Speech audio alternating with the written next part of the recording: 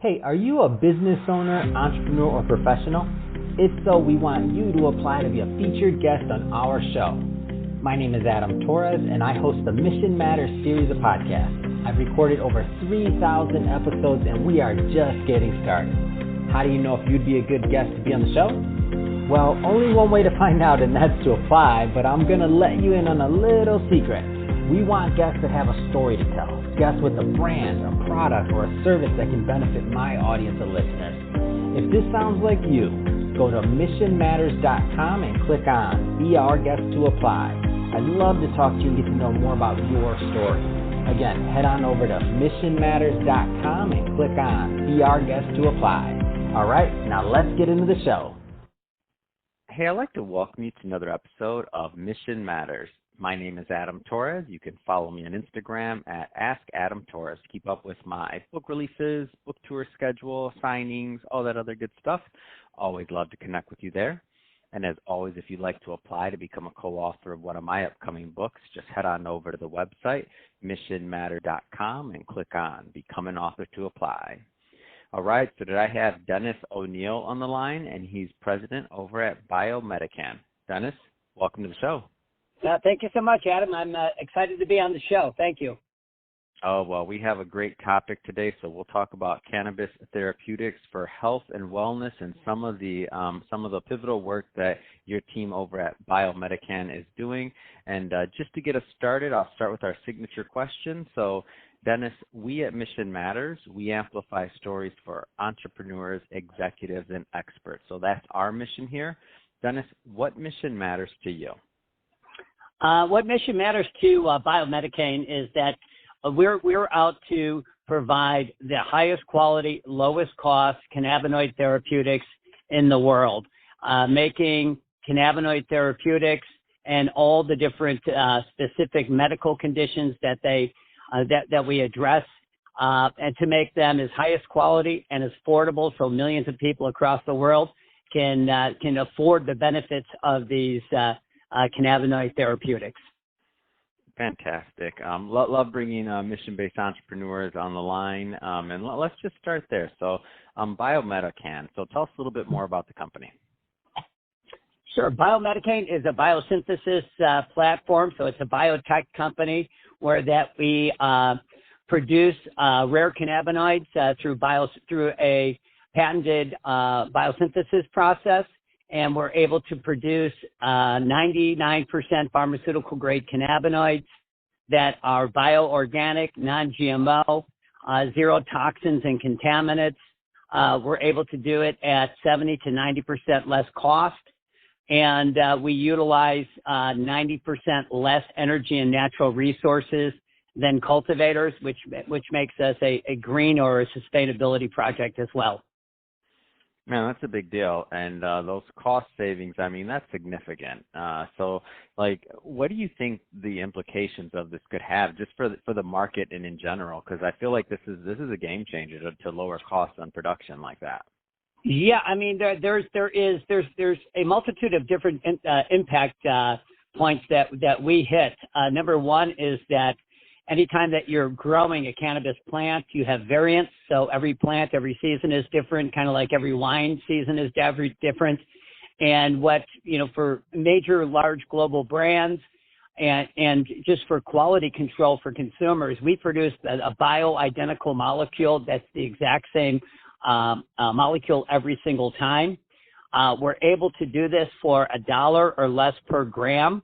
And typically, the cost per gram for rare cannabinoids goes anywhere from $8 to over $100 a gram.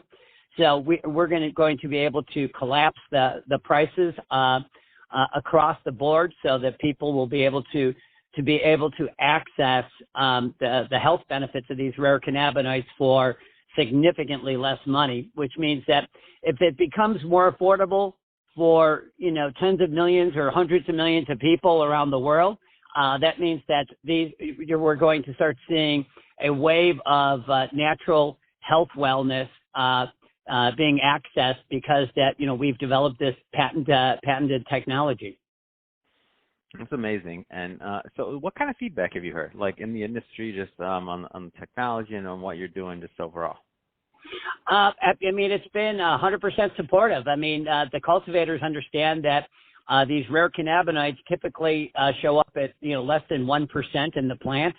So it's not viable for them to be able to produce, these rare cannabinoids, like CBG is a little bit higher, but THCV, CBN, THCA, and all these other rare cannabinoids come out in very, very trace amounts. So it's really, really not economically viable as a cultivator to be able to, mass produce cannabis and just only use, less than 1% of the plant.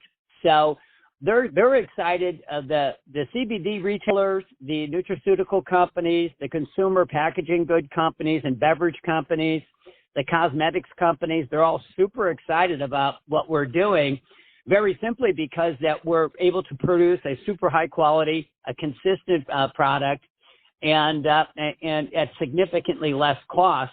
And one of the major key components of what we do, which is different than almost everybody else in the world, is that all the regulations in Europe, in the U.S., in Canada around cannabis is if you touch the plant or if you produce THC in any quantity.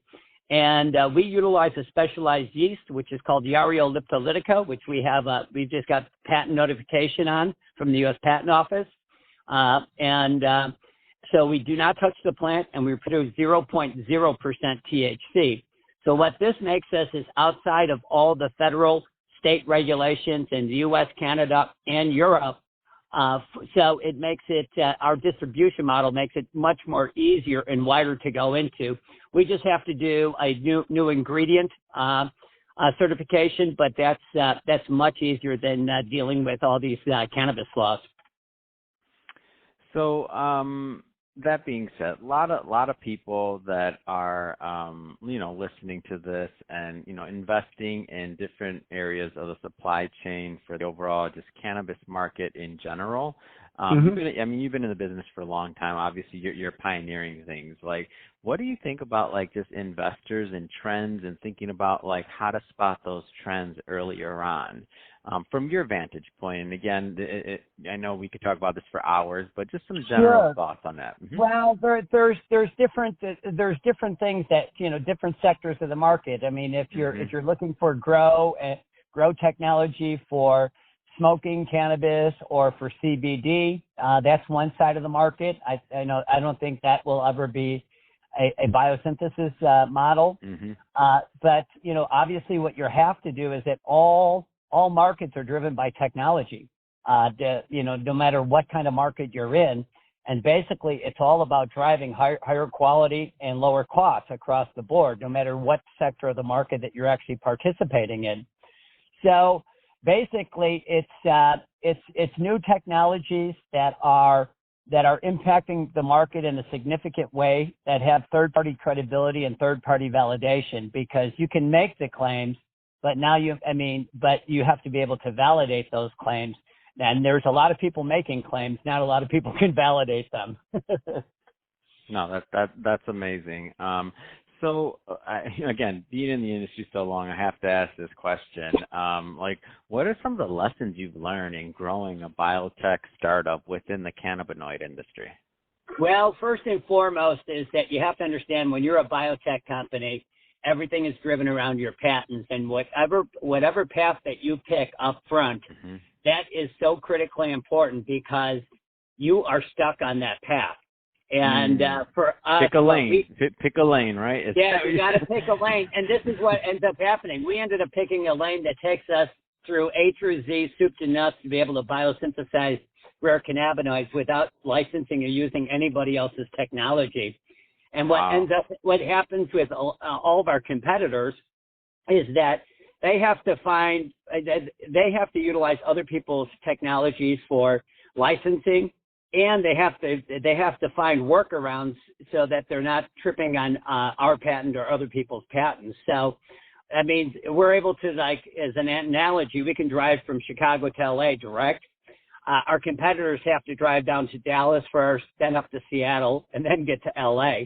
And as you know, that is a lot more time and money that is wasted. And if you're trying to compete with somebody in a race that has a direct path and you're doing this big zigzag, you're going to be in a very, very weak spot.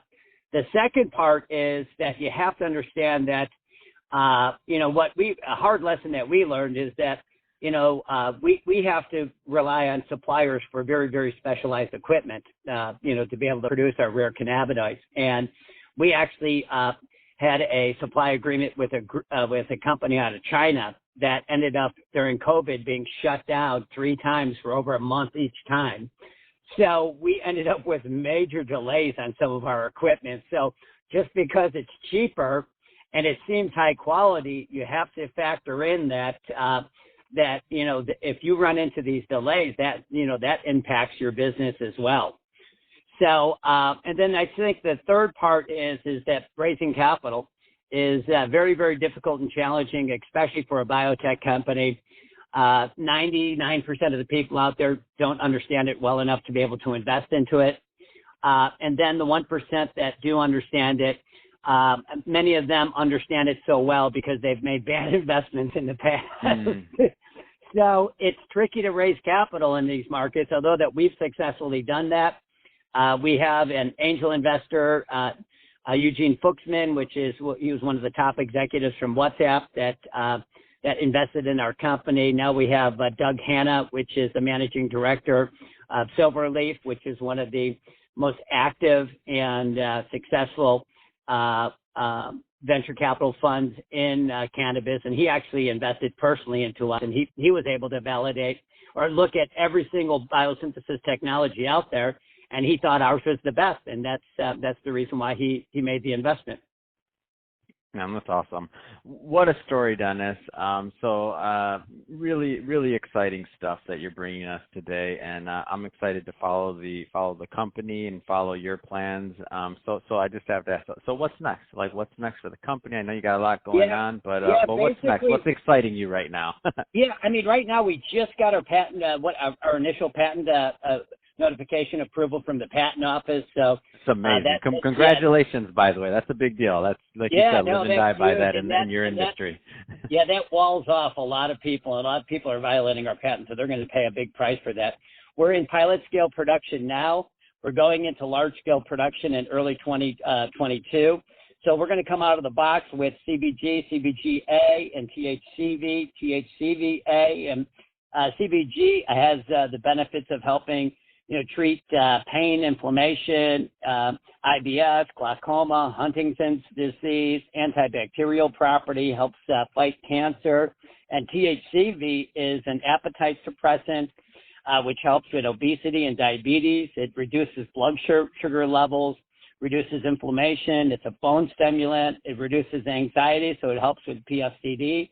And it's a neuroprotectant, and it's shown to significantly help people with Alzheimer's, multiple sclerosis, and Parkinson's disease. So we are going into global distribution agreements here within the next couple of months, and we're raising money now, and we should be in the market by, I'd say, second half of 2022 with significant profit and revenues. Fantastic. So Dennis, if somebody's watching this right now or listening to this and they want to learn more and just follow the journey of Biomedican and what you're doing and just and even look at the products that are coming, I mean, what's the best way for people to follow up and to learn about the brand? Just go to biomedicain.com, BioMedicain.com. Fill out the contact button there. We'll put you on our monthly newsletter. Or if you'd like, you can go to WeFunder and search under Biomedicain. We've opened up a very small round for individual investors because we've had over 50 articles published on us, everywhere from Forbes to Bloomberg to NASDAQ. And we had all these individual investors that were begging us to invest in the company, but they weren't accredited. So the only way for us to be able to make this, opportunity available to them was to open up a crowdfunding campaign. So we've opened it up. We've got $262,000 in the account so far. We're going to shut it down here shortly. And we just wanted to open it up so that, the smaller guys at least get a chance at these investments. They typically never do. Fantastic. Well, Dennis, again, thank you for coming on the show today and sharing more about, your journey in the industry and also what Biomedicain is doing. So great stuff there. Love bringing mission-based entrepreneurs onto the show. And to the audience, as always, thank you for tuning in. Hope you got a lot of value out of this. Hope you learned a lot. If you did, don't forget, hit that subscribe button. Definitely want to keep you informed and want you to catch many of the more mission-based entrepreneurs that we have coming up for you. Don't want you to miss a thing. And Dennis, thanks again for coming on the show. It's been a pleasure. Thank you so much, Adam. It's been a pleasure on my end, too.